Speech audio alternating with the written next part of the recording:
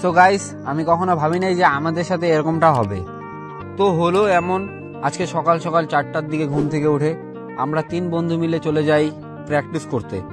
তো সেখানে যাওয়ার পরে এত ঠান্ডা ছিল, যার কারণে আমরা প্র্যাকটিস করা বাদ দিয়ে একসাথে 3 বন্ধু মিলে জড়াজড়ি করে বসে থাকি। জায়গাটা খুব অন্ধকার থাকার কারণে আমরা বসেছিলাম, আর 6টা সাড়ে 6টা বাজার সাথে সাথে আমরা প্র্যাকটিস করা শুরু করে দিই।